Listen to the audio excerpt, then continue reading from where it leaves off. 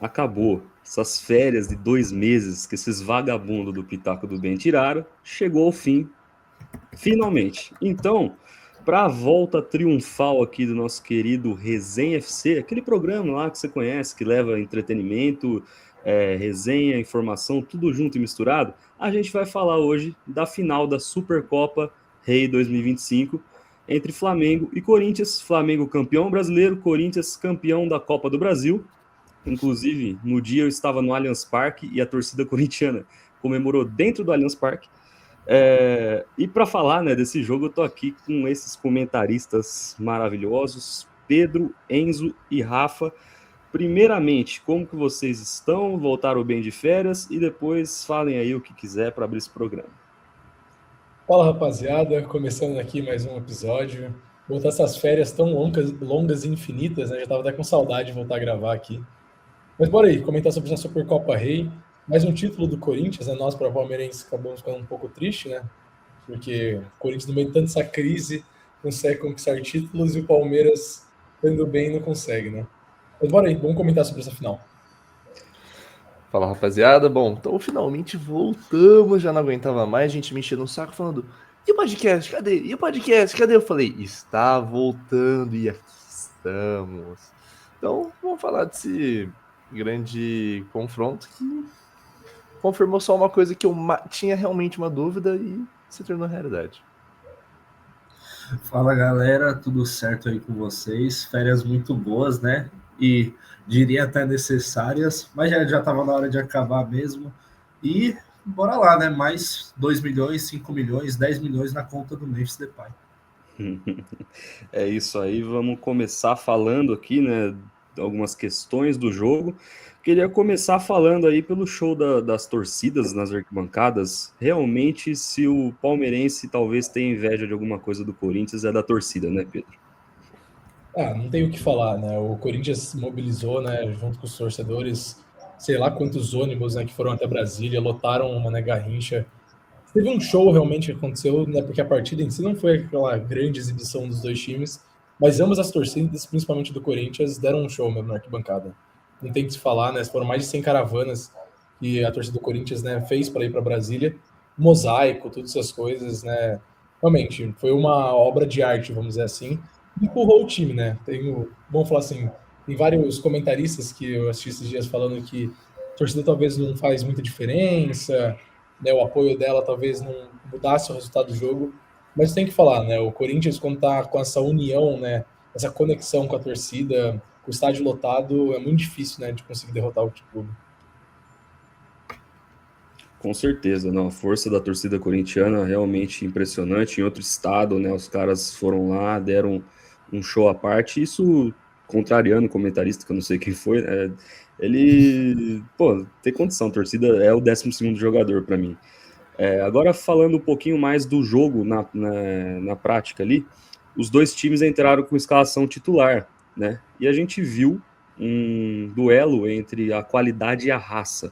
E eu, como sou sempre um fã do futebol de raça, e odeio o Flamengo, eu esperava que o Corinthians fosse ganhar realmente na bola. Rafa, como que você avalia essa partida aí por parte do Timão, principalmente ali no meio-campo, que deu uma anulada no meio-campo do Flamengo, né?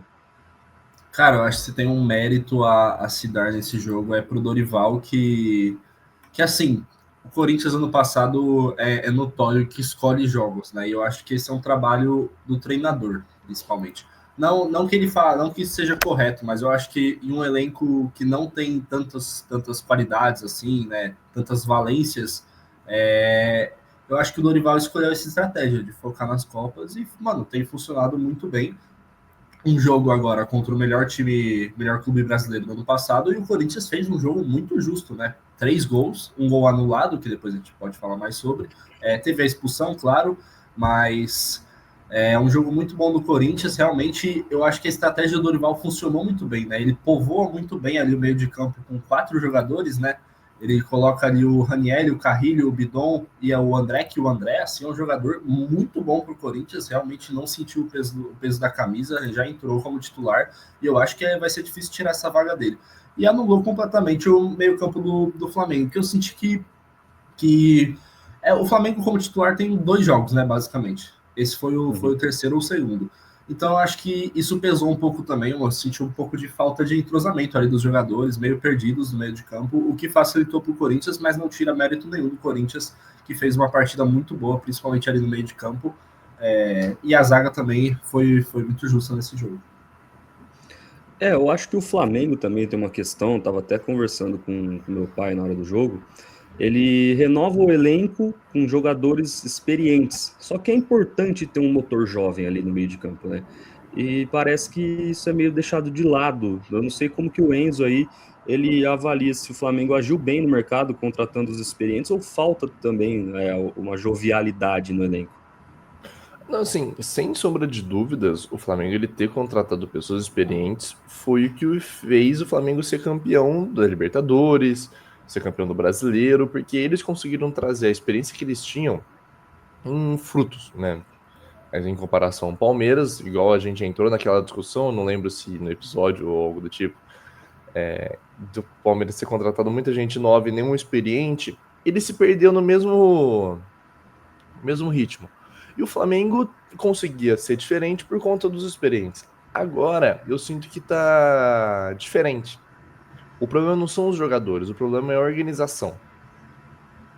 Tem que lidar com muito jogador bom, né, de uma vez, quem escalar também, pode ser uma coisa dessa.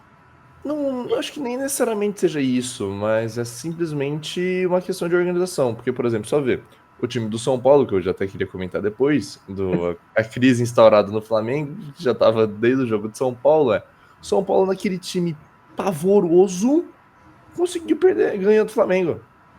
Mesmo com os jogadores assim, estourados, que a princípio não faz sentido. Não sei se é culpa do Felipe Luiz, se é culpa do próprio dos jogadores, mas é algo bem estranho que está acontecendo. Mas contratar errado no mercado, para mim, de forma alguma. É um começo de temporada ainda, né? Acho que é muito cedo pra gente avaliar isso, de se o Flamengo contratou errado ou contratou certo. O fato o elenco do Flamengo hoje é um elenco mais velho, né? Comparado com os outros clubes. Talvez nem tanto na média de idade, mas com o nível de experiência que os jogadores têm, já estão, né, no clube.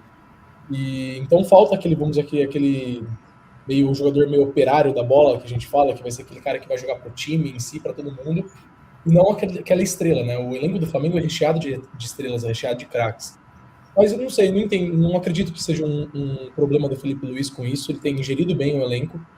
E também eu sinto que não foi esse exatamente o problema. Acho que um ponto que é muito claro e para mim é determinante para essa vitória do Corinthians é esse fato que o Rafa já citou, de que o Dorival escolhe os jogos. Eu acho que não ele, mas tipo, o Corinthians em si. A direção, a coordenação, os atletas, eles entram mais focados em jogos que são mais decisivos. Então, para um campeonato de tiro curto, com uma Copa, com uma final de Supercopa, né, acaba sendo melhor ter um elenco dessa forma. O elenco do Corinthians, né, a gente já sabe, né, não é novidade para ninguém, não é um elenco vasto, é um elenco bem curto, bem enxuto, vamos dizer assim, onde não tem esses atletas que têm esse diferencial como tem o elenco do Flamengo. Então, o Dorival sabe disso e ele gera o elenco dele a partir disso. Então, acreditar, né, de que para mim, né, não seria nenhum problema acreditar que realmente o elenco do Corinthians escolhe, né, determinados jogos. E eu acho que é certo o Dorival em fazer isso, né?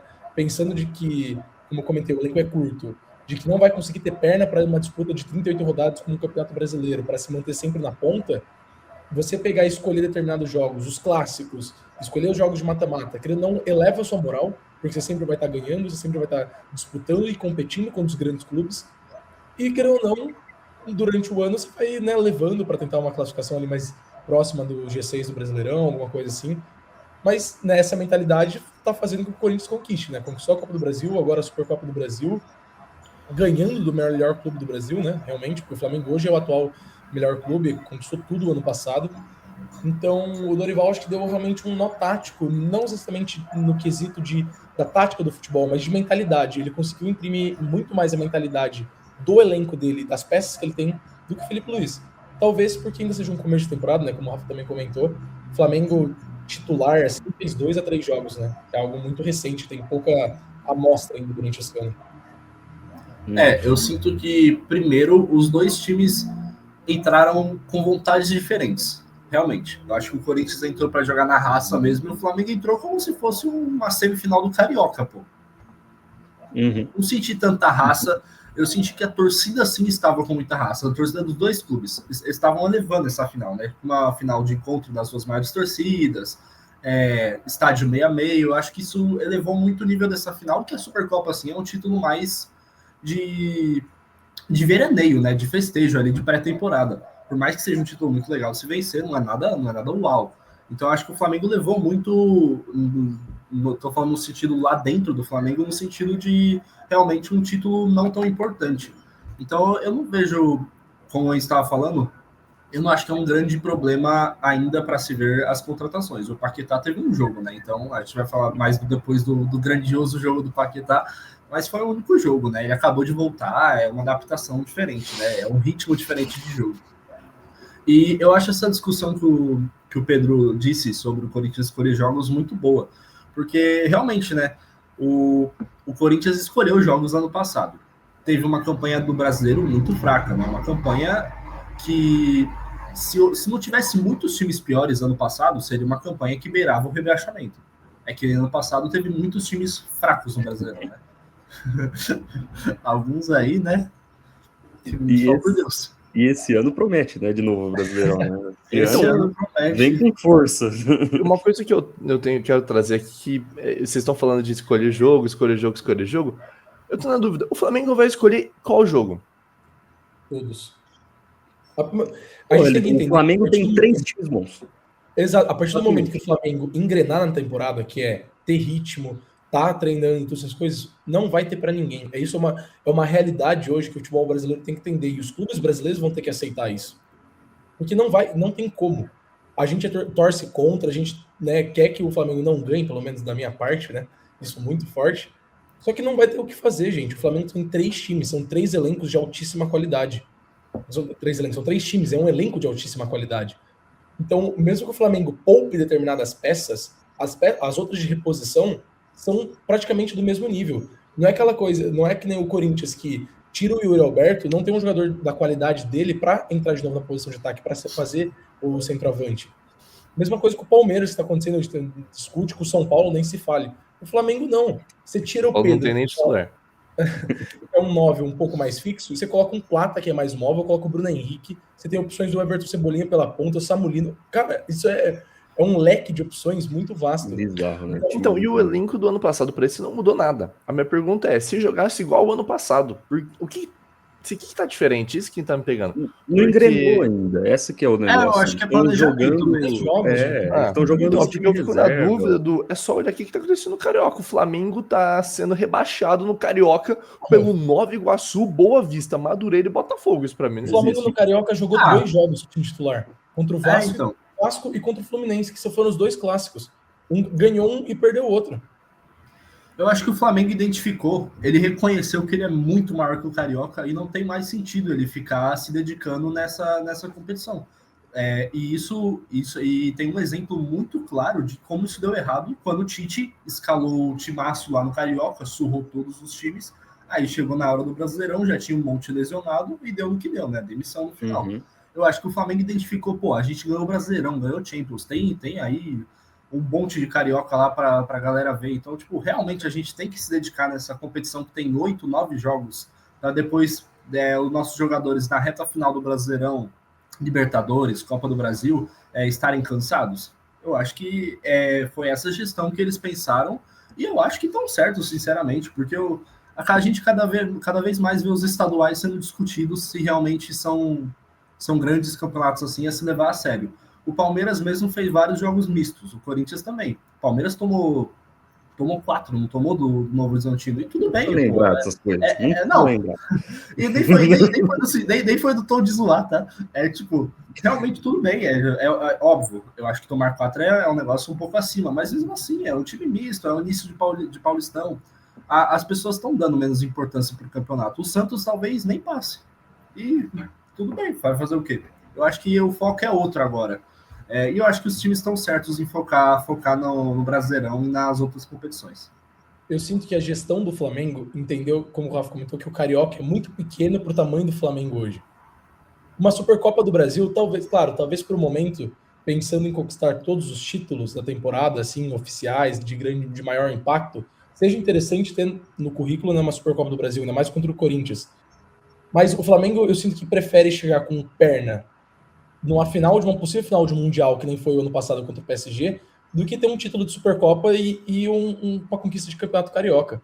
A gente tem que imaginar que o ano de 2026 vai ser um ano muito atípico no futebol. Nós temos uma Copa do Mundo no meio do ano, é um Campeonato Brasileiro começando em janeiro, então essa gestão do elenco, eu acho que no final do ano a gente vai entender melhor isso. Qual é o clube que soube melhor gerir o seu elenco?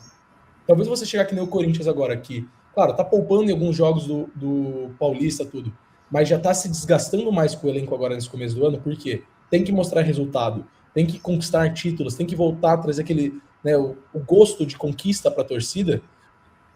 Talvez pode custar mais caro no final do ano, né? A gente não sabe muito bem. Mas para o Corinthians era necessário conquistar essa Supercopa agora.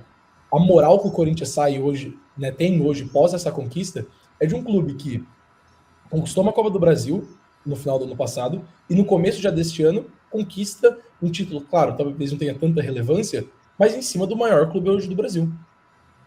Uhum. A Copa tem importância.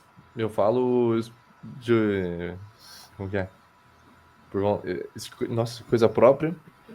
Como São Paulino, quando a gente ganhou a Supercopa em cima do Palmeiras, assim, eu comemorei aquilo como se fosse Libertadores. Porque a situação que o São Paulo tava é quase semelhante à do Corinthians hoje. Acho que o Corinthians tá até pior da perna. O Corinthians tá até pior das pernas. Então, tem só 1 bilhão de dívida a mais.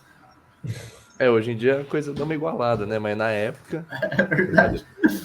Então, assim, é um título muito importante. Mesmo que seja, é um jogo, não sei o que, beleza. Porque se você ganhar, você não fala que foi sorte. Você fala que você ganhou do time que ganhou dos outros 20, dos outros 19, né? Que foi o Flamengo. Além de bater todo mundo da Copa do Brasil na reta. Então, você fica num ar de superioridade e fala, cara, ganhamos. Por exemplo, quando ganhou, eu falei, mano, o Carpini vai virar um novo... Sei lá, um novo... Tele Santana. Não. A primeira enzada do ano, né? A gente já teve. Já. Acho que ele elevou um pouco o nível da Supercopa Rei, né? Não é pra tanto assim. Mas é legal, tipo, realmente, quando se tem esses embates de clássico, né? Se torna um jogo muito grande. Quando foi o São Paulo e Palmeiras, realmente, né? Eleva muito o nível. O Corinthians e o Flamengo vai elevar muito o nível. Mas, da mesma forma, não é um título que realmente, né? Você vai, sei lá, tipo, botar lá no final da temporada, tipo, ganhamos só isso, temporada justa. Ué, né? O Corinthians não pode se apoiar nessa conquista, né? Exatamente. Isso. O São Paulo usou isso para falar que foi campeão de tudo. E a gente vê, né, a situação dos nossos queridos amigos corintianos e são paulinos. Mas terminando de falar dessas partes mais burocráticas, assim, eu quero começar a falar de alguns destaques individuais dos dois elencos. Começando do campeão Corinthians, eu queria falar do Gabriel Paulista, cara, que veio. Alguns torcedores questionaram a contratação, e justo também, porque tá velhinho, né? Mas assim, puta de um zagueiro, o André Ramalho vai sentar no banco até o fim da temporada agora. Coitado do André Ramalho. Como que você avalia a partida do Gabriel Paulista, Rafa? Cara, primeiro que eu acho muito bom esse ponto que você disse do André Ramalho, porque eu sentia que a dupla de zaga corintiana era muito acomodada, porque eles sabiam que os reservas são muito abaixo deles. Então, eles sentiam que, o jogo mediano, tudo bem, meu reserva é o Kaká. Então, realmente, não vai fazer cócegas. Então, não vai fazer cócegas. Agora, o Gabriel Paulista tem toda a questão da idade, eu concordo, mas eu vejo assim, tipo, não é um salário absurdo, aliás, é um salário bem abaixo. É um jogador que tem as questões fora, né? Teve as questões na Espanha lá com o Valência, que eu acho que tem que ser importantes também, ainda mais num clube que se diz tanto, né? Ser a favor, tipo, da democracia corintiana, das pautas de liberdade, todas essas coisas aí. Mas eu acho que também entra fora do futebol, eu acho que tem que separar um pouco as coisas. Quando não se torna tipo, tão sério ou tão oficial, ele não recebeu nenhuma condenação nem nada, então não tem como você reprimir o jogador dessa forma, né? E é um jogador que realmente vai elevar muito o nível da zaga do Corinthians e realmente vai dar um esforço para o André Ramalho, que eu acho que pode subir o nível também nisso, né? Porque eu acho que o jogador quer ser titular, ao menos que ele seja muito acomodado, né? Tipo, obviamente tem jogadores que são assim. mas eu sinto que ele pode querer e pode também agora se esforçar mais para tentar pegar essa vaga. Mas acho que o Corinthians eleva muito o nível da zaga, que era o principal problema do Corinthians, na minha opinião. O meio de campo tem muitos nomes, tem nomes mais fracos, mas eu acho que tem um bom meio de campo. O ataque tem os principais jogadores do Corinthians, né? O goleiro eu não preciso falar, as laterais a gente está muito bem servido, pelo menos ano passado atuaram muito bem, e a zaga realmente era o elo baixo ali. Então eu acho que o Gabriel Paulista chega muito bem, né, para cumprir essa vaga.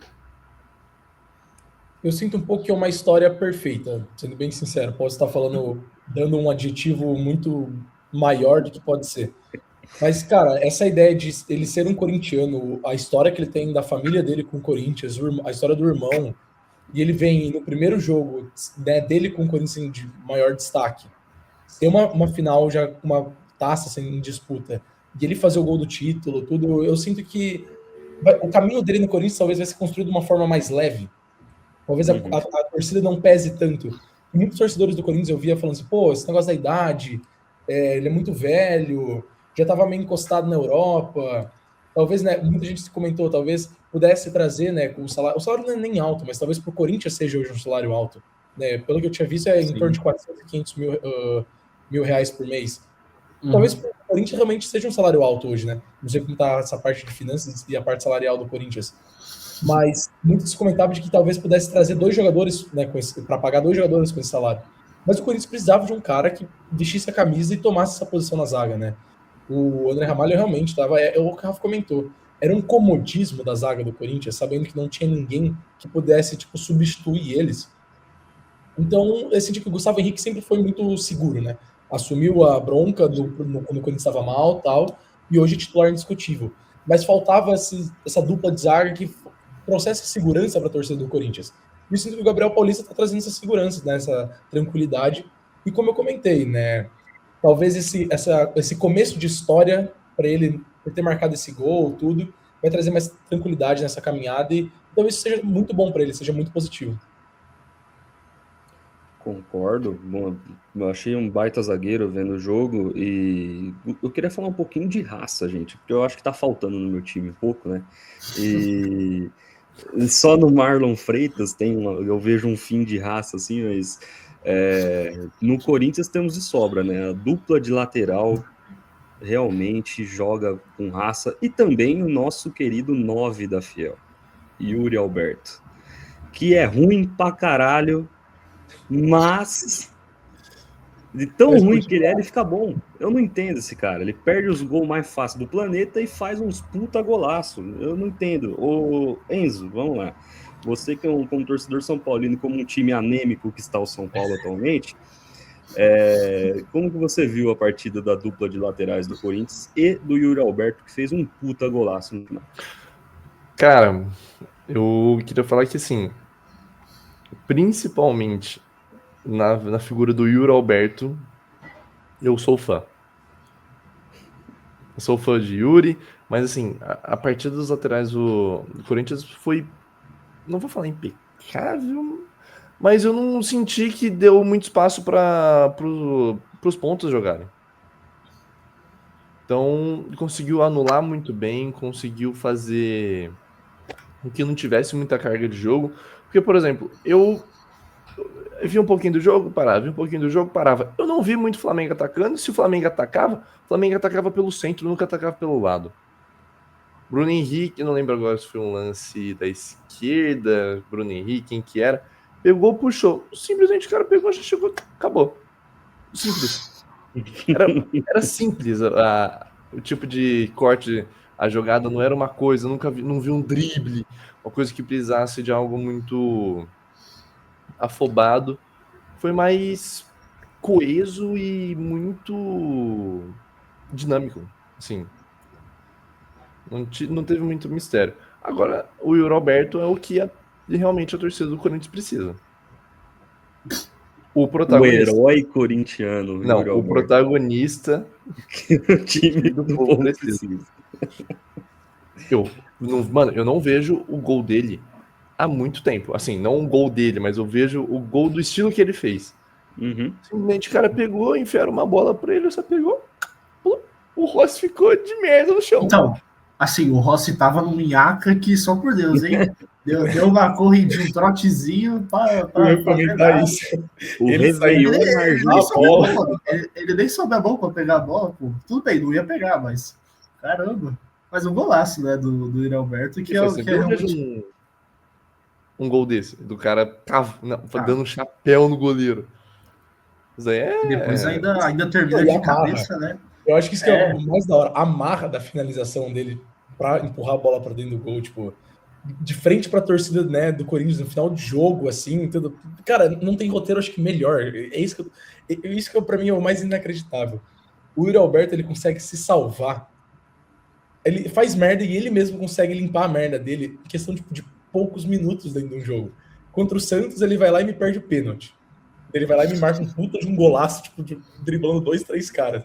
Agora ele vai lá e, mano, tá fazendo uma partida péssima contra o Flamengo. Tipo, a partida dele, até o gol e ali parte final, era talvez uma ajuda tática muito importante, né? Porque ele voltava bastante e tal. Só que, pô, parecia que o Corinthians tava jogando com um jogador a menos, né? 2, né? Porque o Memphis também, a gente vai comentar sobre isso ainda, também fez uma partida bem abaixo, né? Mas ele vai lá e, em questão de uma bola que ele sobra para ele consegue fazer um gol desse, que é gol de craque, não tem o que falar. Não tô falando que o Yuri Alberto é craque, por favor, não entendam isso. Mas é um gol de gênio, meu. É um cara frio, o cara sai na frente do goleiro, ele me dá um chapéu no goleiro, não é simplesmente qualquer lance assim, qualquer jogador comum ia tirar a bola pro lado e empurrar pra rede. Ele não, ele dá um chapéu, onde claramente ele tentou, ele quis, foi intencional, né? Ele queria fazer aquilo. E finaliza com uma marra, como eu comentei, de que, cara, não tem o que falar. Parece que ele nasceu para jogar no Corinthians, eu sinto isso às vezes, tipo, ele é um jogador que incorpora esse espírito da torcida corintiana e ele abraçou isso e leva isso como se fosse um personagem, às vezes, não sei. Pra mim, o Yuri Alberto é tipo aquele cara lá que vai jogar videogame, não sabe direito os botões, aí ele vai apertando qualquer coisa. E sai, e acontece. E aí, mas não dá uma bola na pequena área pra ele, que ele vai errar.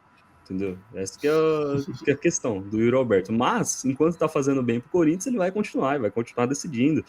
É muito importante pro elenco do Corinthians. E vocês citaram agora também o Memphis Depay, né, que não foi pro Mané Garrincha, e a gente vai poder começar a falar dos destaques negativos do jogo. Eu não ia começar por ele, eu vou deixar ele pro final, mas eu ia começar por um cara que é, assim, contratação mais cara da história do futebol brasileiro. Lucas Jeguetá, dentro da pequena área, falou, vou fazer uma homenagem pro Alberto, vou perder um gol. E aí ele chutou a bola, veio parar aqui no quintal de casa a bola. Como que você avalia a estreia do... Já que você tá com o dedinho pra cima, como que você avalia a estreia do Paquetá, Cato? Eu falo aqui, não, o dedinho é porque não foi uma homenagem pro Alberto. Foi porque no começo do jogo ele já tinha apostado no Corinthians e falou, vou ter que perder pra ilha de Paquetá ficar feliz hoje. Pode ser. Então é por conta disso. Mas como você avalia cara, aí? Ó? Eu não gosto do Paquetá. Eu já trago aqui, eu não gosto do Paquetá. Eu não gosto Ele do sair do Paquetá. West daquele jeito, sair querendo ir embora, falando, não, mas eu não quero ir embora e não sei o que, nananana. Aquela lenga toda. Pra mim, ele devia ficar no West mofando do jeito que ele tava, porque agora ele vai vir pro Flamengo pra ficar mofando do mesmo jeito, ganhando mais. Então, não compensa. É um jogador que, assim, bom jogador, já teve ali o seu... Vou falar que já teve o seu auge, uma época. Hoje em dia vive longe dele e é triste a situação. É muito desconfortável de ver ele jogando, sendo considerado um dos melhores jogadores, um dos melhores... O que foi? Não, tô achando engraçado as suas... É que você está quase decretando a sentença de morte do Paquetá. Não é decretando, é que assim, eu tenho que trazer uma coisa mais crítica que pra mim não convence. Eu acompanho bastante Premier League, gosto bastante, e na Premier League eu não consegui ver nada. Mas Fez coisas boas esse ano, mas não tá entregando quase nada, então eu esperava que ele faria a mesma coisa no Flamengo. Só que a única diferença é, ele no West Ham, todo mundo nem ligando pra ele tá jogando na Europa, não sei o que, nanana. Agora vai chegar aqui no Brasil, ele vai jogar a mesma lenga e todo mundo vai ficar assim, nossa, gente, mas ele jogava assim? Ou alguns vão falar, nossa, mas ele é gênio. Então, é esse o problema. Ele tá muito mascarado numa titular, assim, num título de jogador europeu, mas não jogando nada do que a Europa entrega. Não, eu entendo o ponto do Enzo de querer falar de que o ápice talvez do Paquetá já foram alguns anos, né? Tipo, pegando uns 2 anos talvez para trás. Mas eu acho também que é muito cedo para rotular ele como um jogador acomodado e de que no Brasil não vai dar certo. Não tem como pegar. Para mim, eu não consigo cravar isso. Para mim, seria até um absurdo cravar isso. Porque o Paquetá é uma contratação de 42 milhões de euros. O nível dessa contratação, não estou falando pelo valor em si. O que o Flamengo conseguiu fazer é sair daquelas contratações de em torno de 10, 15, até 20 milhões de euros e deu um salto para uma contratação de nível futebol europeu. Hoje você vê uma contratação de 40 milhões de euros é para um clube de médio porte da Europa que está fazendo uma contratação tipo, dessa quantidade. E talvez de um jogador que esteja nesse nível. E hoje, para você conseguir convencer um jogador talvez da elite do Paquetá, do nível dele, só se ele for um jogador brasileiro identificado com o futebol brasileiro e que queira voltar, né, para o futebol aqui local.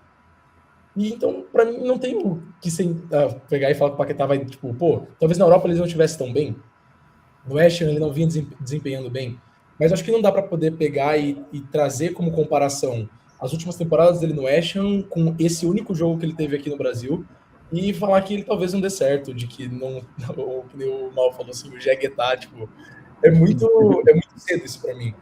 E realmente não tem como ele não dar certo. Sendo bem sincero, ele tá vindo para um elenco que já é recheado de estrelas, que já tem uma consciência tática e técnica muito alta, tem uma qualidade, um calibre técnico de altíssima qualidade. Não tem como um jogador que só vem para agregar piorar o seu elenco.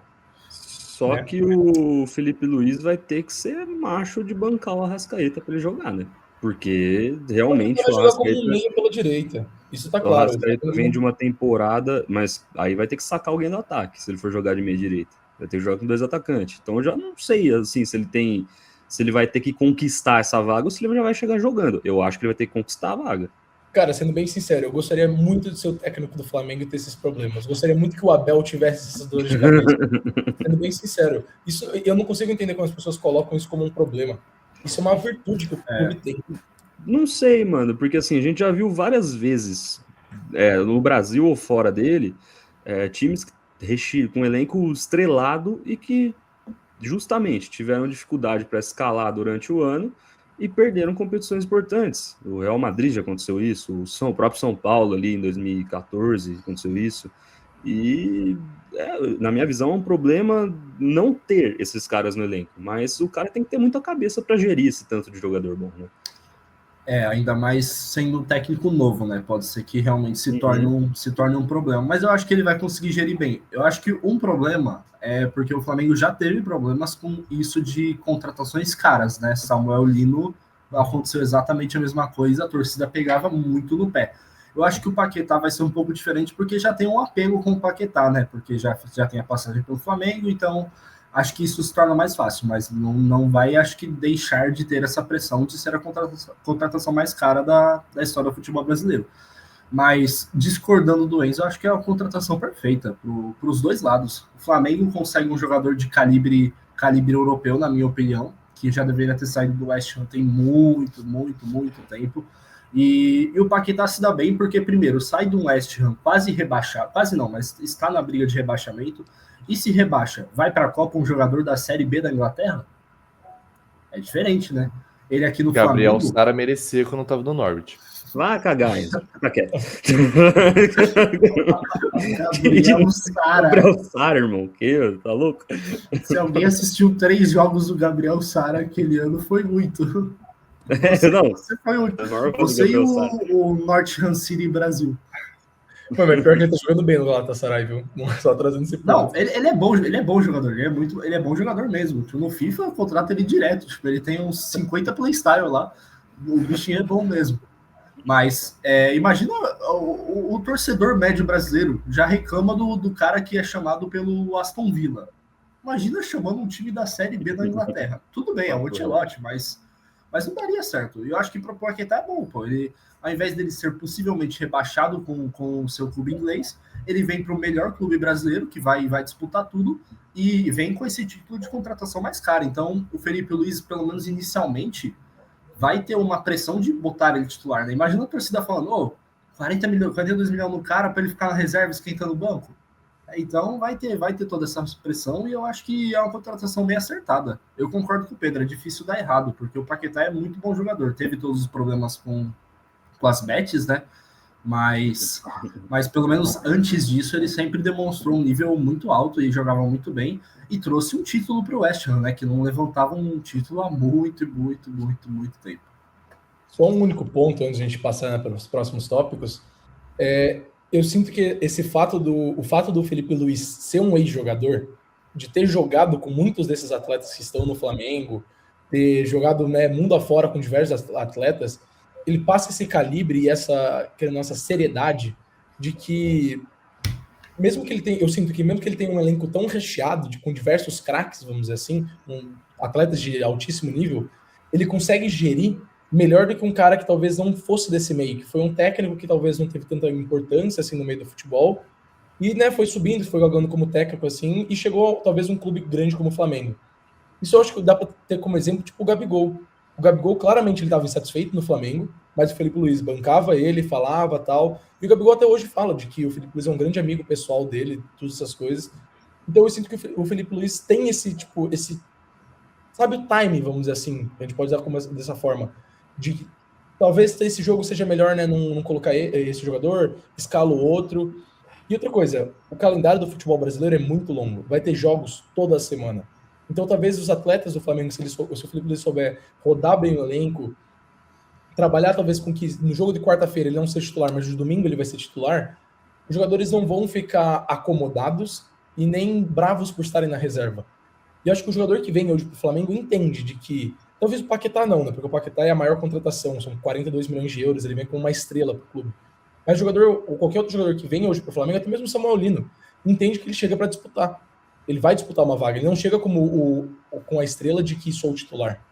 Então, não acho que, né, só voltando para a Supercopa Rei, que um único jogo assim, um gol perdido, né, na boca da pequena área, vai definir essa nova passagem do Paquetá, o começo da história realmente com o Paquetá do Flamengo. Bom, eu espero que dê tudo errado aí, né, nessa volta do Paquetá pro Flamengo, que ele não jogue nada. Mas voltando a falar de pessoas, continuando, aliás, de pessoas que não jogaram nada nessa Supercopa Rei, temos Pedro pelo Flamengo e temos também Memphis Depay pelo Corinthians, que fizeram um jogo bem semelhante, né, Rafa? É pior que sim, né? Bem semelhante mesmo. Tipo, os dois muito apagados. O Memphis ainda tem o gol, né? Que foi anulado. Mas realmente, bem parecido os jogos, a diferença é o salário, né? Um deve ganhar 5 vezes mais que o Pedro. Mas e um ganha uma bolada de 4,8 a gente releva isso. Mas realmente, o Pedro, eu nunca tinha entendido essa questão do Flamengo buscar tanto o atacante. Pô, pagar 40 milhões do Caio Jorge, eu achei valor altíssimo, assim, tipo, o Caio Jorge é um ótimo jogador, mas não sei se tem toda essa pinta. Mas agora eu vejo sentido. Talvez não em pagar 40 milhões do Caio Jorge, mas eu vejo sentido em precisar de um atacante, porque talvez o Pedro não seja suficiente, e nessa questão, o Flamengo, eu acho que onde está faltando algo é um centroavante mesmo. É aquele centroavante que, quando o Pedro não for suficiente, essa pessoa vai ser. Então, um jogo bem abaixo do Pedro mesmo. Tem um lance dele na lateral, ali na linha de fundo, que ele vai dar um cruzamento todo xoxo, ele fica 3 horas pensando, joga no meio da área, nada a ver. Então, ele parece meio perdido. Acho que é isso, essa minha visão. E o Memphis, ele, se o Dorival escolhe jogos, o Memphis escolhe mais ainda. Ele realmente escolhe. Ele muitas vezes prefere fazer um post de TikTok farmando aura lá, né, mostrando bíceps pro jogador do Flamengo do que realmente jogar bola. E tá, fazer o quê, né? O cara tem muita marra. Tipo, essa parte eu acho legal. Ele é um cara muito estrela mesmo, né? Tipo, ele puxa essa questão de ser estrela para ele, e eu acho que isso tira um pouco da pressão do resto do time. Mas ele tem que também dar valor a essa estrela, né? Tipo, ele tem que mostrar que ele é essa estrela mesmo, e perder um gol na cara, né? E o resto do jogo bem abaixo. O gol que ele faz é basicamente um gol de rebote, né? E ainda foi anulado, né? Então uma partida bem apagada dele que eu acho que agora até o final final do seu contrato vai ser assim, na verdade. Ele vai escolher alguns poucos jogos porque a Copa tá chegando, então ele não quer se lesionar. E fazer o quê, né? O Corinthians fez o contrato, assinou, agora tem que manter.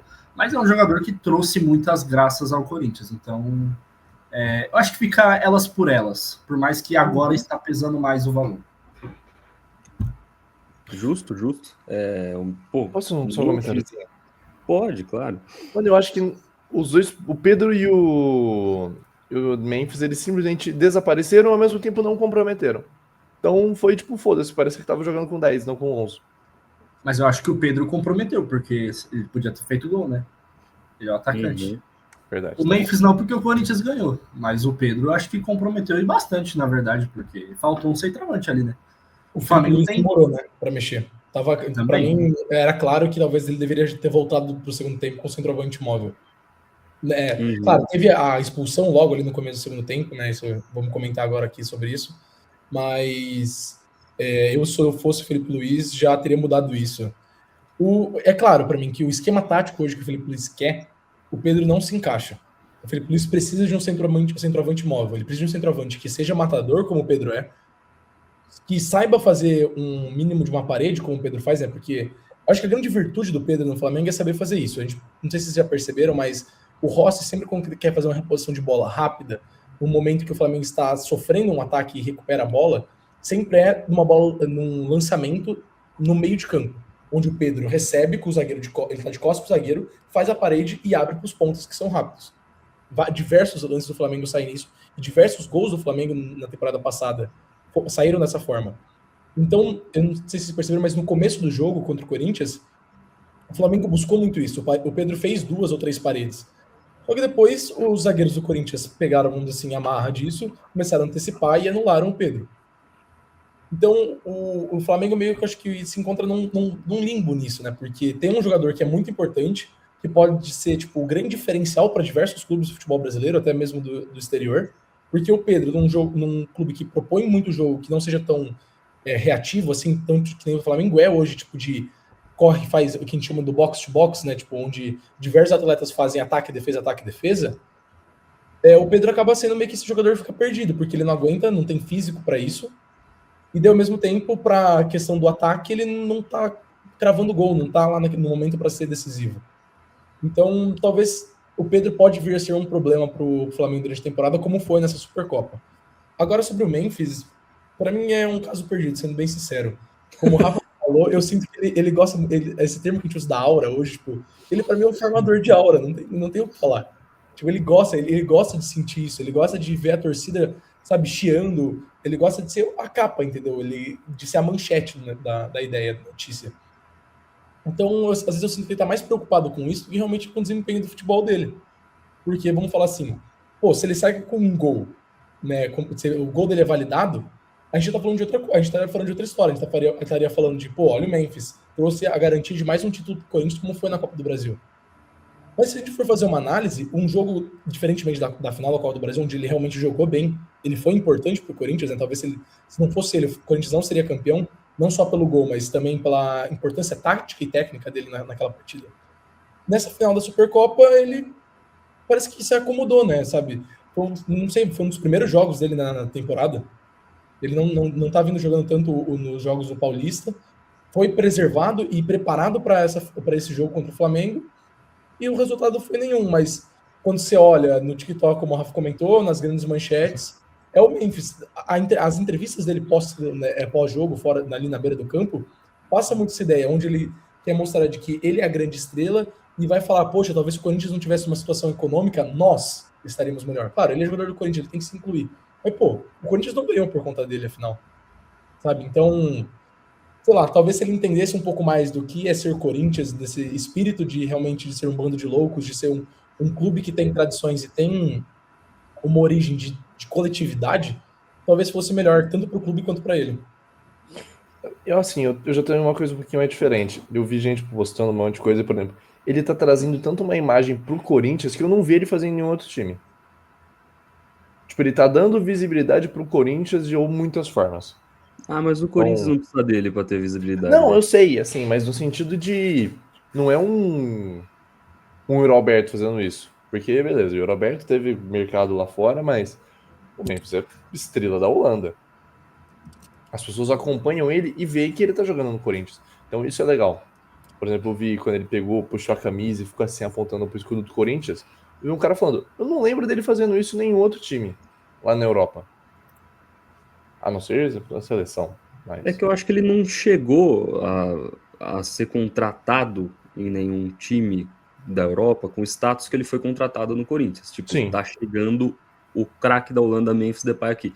Quando ele foi pro Barcelona, já tinha gente boa lá, entendeu? Quando ele foi pro United, mesma coisa. Aí eu acho que é essa a diferença. Acho Mas que o eu maior acho foi que o Atlético, mas o time do Atlético É. da Maria. mas assim, eu acho que isso pro Corinthians talvez não seja tão benéfico, porque o Corinthians é um time que tem muita visibilidade já a nível mundial. Depois do Japão 2012, não tem o que falar. E ele precisa, claramente ele joga com preguiça, velho. Eu fico meio puto com isso. Ele joga com preguiça. Precisa ver um jogo de eliminatória de Copa dele, parece outro jogador, velho. Parece que ele tem até mais qualidade física do que ele tem aqui no Brasil. Mas não, aqui ele não quer se desgastar muito para poder jogar lá no país dele. E eu concordo muito com o Maurício nessa parte de visibilidade, porque a gente vê agora, teve a final do Intercontinental do feminino, né? Mano, vários jornais internacionais falando da festa da torcida corintiana em Londres, no estádio, pós o jogo, o Corinthians já tinha perdido pro Arsenal e a galera lá cantando, fazendo poropopó. Então, realmente, a gente não precisa desse jogador. Eu acho que a gente precisou em um momento que estava quase sendo rebaixado, né, depois da derrota contra o empate, né, contra o Internacional lá.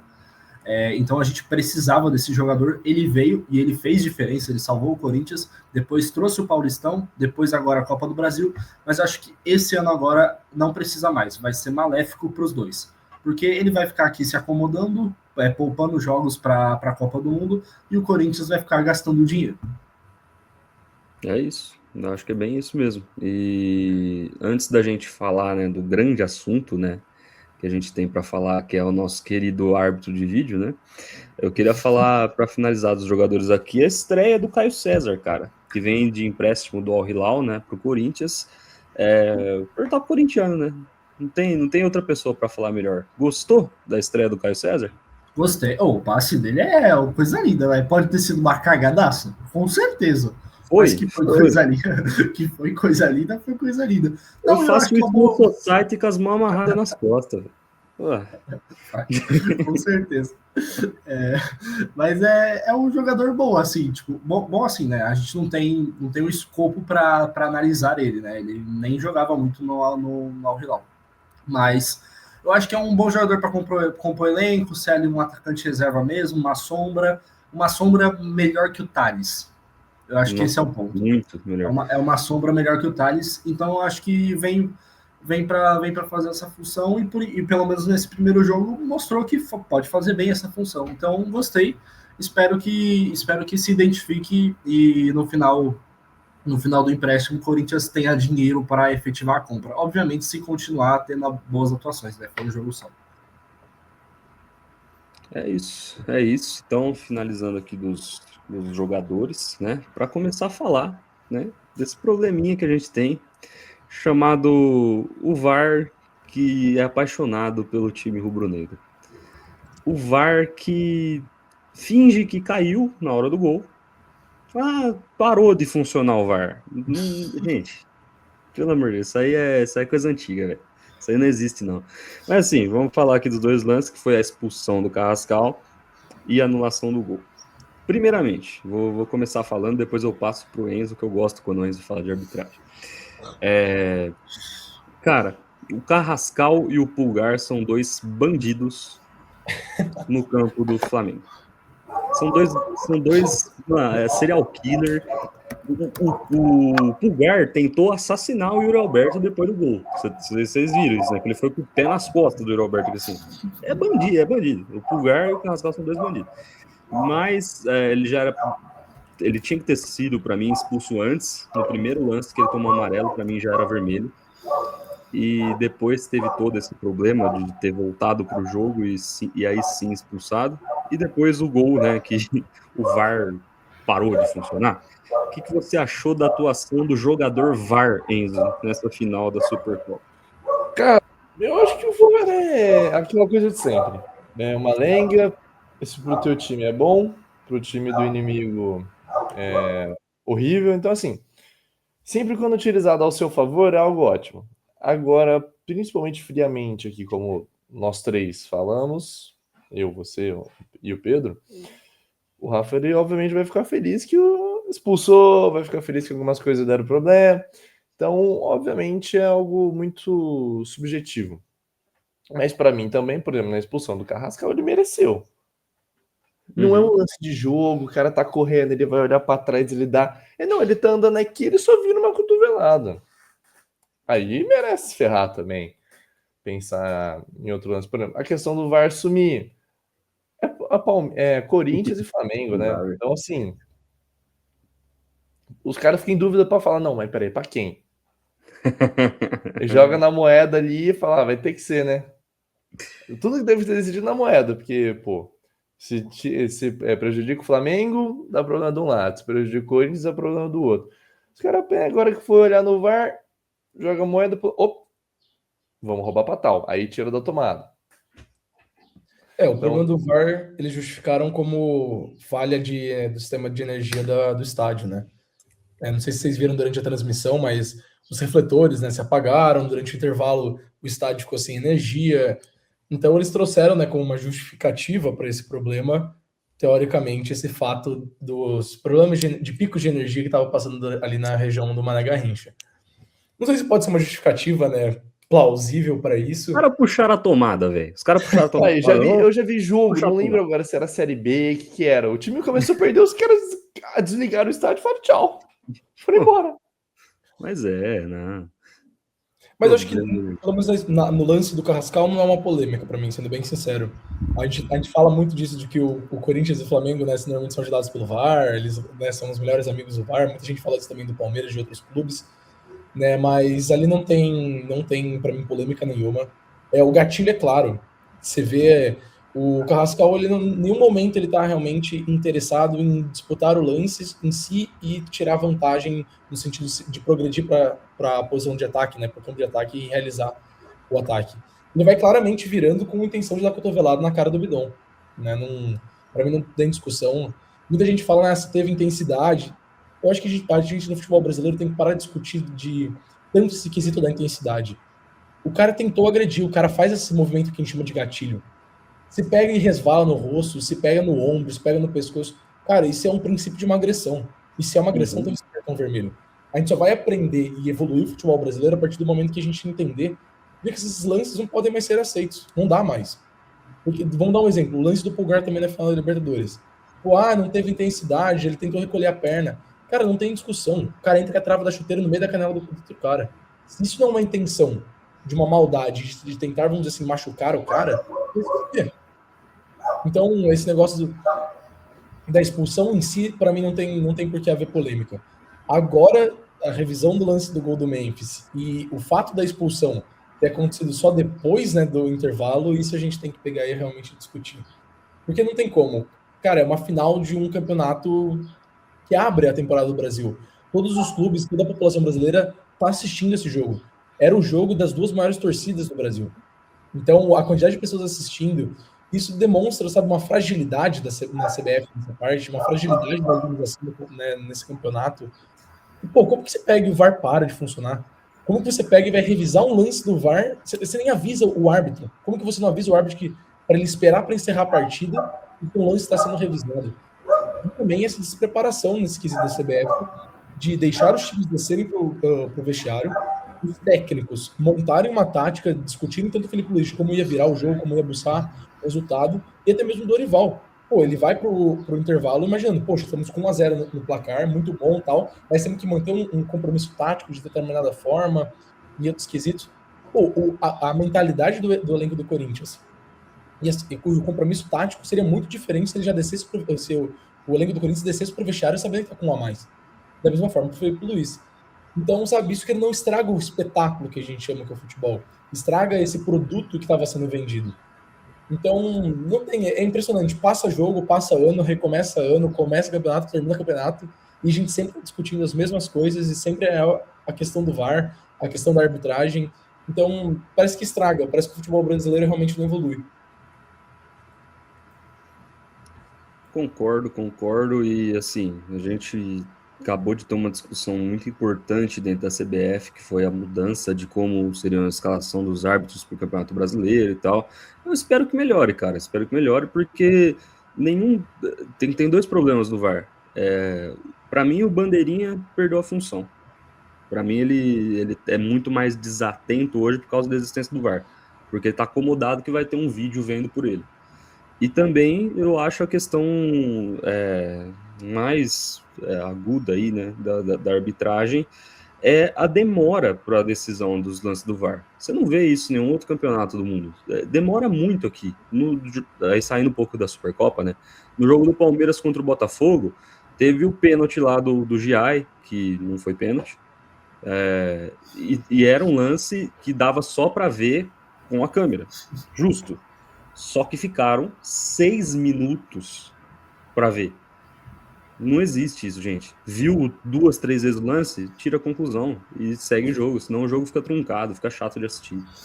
Então o VAR precisa realmente atuar melhor esse ano, e os juízes também, os árbitros, melhorarem seu desempenho para a gente ter um futebol mais bonito, futebol com a cara do futebol brasileiro, né? Mais alguma questão a pontuar dessa final? Eu só não vou entrar em briga aqui do lance do GI, porque vocês perderam pro meu Botafogo. Mas se tivesse 0-0, eu ia botar a culpa em... Assim, eu ia começar uma briga aqui dentro do podcast, essa questão, mas... E aí o Rafa ia te tirar da sala. 1-0. O cara vai sair da Supercopa Rei para falar de um Botafogo e Palmeiras. Mas essa é a graça do Pitaco, né? Que já retornou no ano de 2026 com os 2 pés no peito, né? Não quero que a gente comece o ano do podcast com o pé direito, tem que sempre começar com os 2 pés. Com os 2 pés no peito, é isso. E já tacou uma política no meio desnecessária, mano, de graça. Esse cara é louco, velho. De graça. Mas é assim que se encerra, então, o primeiro episódio aqui do Resenha FC, o primeiro episódio da volta do Pitaco do Bem em 2026. E sempre muito legal gravar com vocês, ficou muito legal o programa, não tivemos muitos absurdos, então o Rafa vai ser facilitado ali na edição, né? Então, queria agradecer também a presença aqui, Rafa, Enzo, Pedro, se despeçam aí da rapaziada. Valeu, rapaziada, como eu sempre falo, mas não canso de repetir, é sempre muito bom estar gravando isso com vocês, estar fazendo esse projeto, acho que ele se torna muito mais prazeroso por estar com vocês. E para o nosso público, né? A gente faz isso para o nosso público, para os nossos telespectadores. A gente espera que vocês estejam gostando, que estejam curtindo e que continuem com a gente nesse ano de 2026. É só o começo. Vai ter muita coisa, muito futebol, muita Fórmula 1, né? Muito basquete, muito NFL para discutir durante o ano todo. Então, não percam os episódios, né? Daqui do Pitaco do Bem. Desculpa, eu tava prestando atenção aqui, outra coisa, tava já na outra parte do roteiro ali, por isso que eu acabei esquecendo de mim. Mas bom, finalmente voltamos, vamos ver se a gente consegue voltar para o estúdio, porque vai voltar as aulas e coisa do tipo, mas é sempre um prazer estar aqui neste meio, neste podcast, que me deixa muito feliz e muito animado. Então, a gente, esse ano só vai ter muito mais coisa a entregar, porque no começo, como era uma experiência, continua sendo uma experiência, só que um pouquinho melhorada, e partir para cima. Então, muito obrigado a você. Eu passo a vida aí. É uma experiência com mais experiência, né? Uma grande experiência no final. Mas é isso, voltamos muito bem aí, mais um ótimo programa. Agradeço aí a todos os meus companheiros, né, por participarem. E é isso, né? O Timão venceu, mesmo em crise, o Timão tá imenso, né? Não tem jeito. Beleza, né? Eu falo aqui com o nosso público agora, vocês dois que estão assistindo esse programa aqui, comentem aí o que vocês gostariam de ver também no Pitaco do Bem. A gente está gostando de criar conteúdo, mas a gente quer expandir também, né? E, Pedro, você com esse bigode charmoso, tá parecendo o Gabriel Neves, que jogou no São Paulo. Fala pra galera aí, o que elas têm que fazer para nos apoiar. Bom, rapaziada, a inscrição de vocês, como já devem saber, é sempre muito importante. Estão acompanhando, estão assistindo, né, os nossos vídeos, mas a gente pede que vocês deixem o like, que vocês compartilhem e principalmente que vocês se inscrevam, né? Porque a gente percebe que a gente está, né, expandindo esse conteúdo para o YouTube, mas temos outras plataformas, né, Rafa? Temos sim o nosso Instagram principal, né, o @pitaco _bem. Vamos ter o TikTok pela primeira vez, 2026, né, ano de novidades. TikTok aí tá vindo. Quem que vai farmar a aura, igual o Memphis Depay? Quem que vai ser? O Enzo, né? Tem que ser o Enzo. Tem que farmar eu acho que ele tem que fazer um videozinho de abertura mesmo pra a gente farmar uma aura. Tipo aquela música lá na festa do fim de semana. Outra coisa pra gravar isso. Sempre a vergonha chega em mim. Tem que ter, né? Então vai ter aí o TikTok e também no Spotify, né? A gente vai começar a postar os nossos programas no Spotify. E é isso, @pitaco _bem. É isso aí, rapaziada. Lembrando que esse episódio contou com a apresentação do Mal, eu, o Capita, a faixa e a 14 nas costas. Temos aqui também como comentarista Rafael Fernandes, Enzo Cato e Pedro Oliveira. Lembrando aqui que não temos técnica, pois estamos no online. Mas um abraço para todos os vagabundos que fazem parte desse projeto, que não quiseram estar aqui hoje, né? Não quiseram. Não vou poder, porque vou levar meu cachorro para passear, vou levar minha avó no jiu-jitsu. E aí eles não estão aqui, mas um abraço para todos eles. Papagaio. Apoio aqui também José Benedito Guerreiro e Karina Farias. Realização Pitaco do Bem. Valeu, até uma próxima.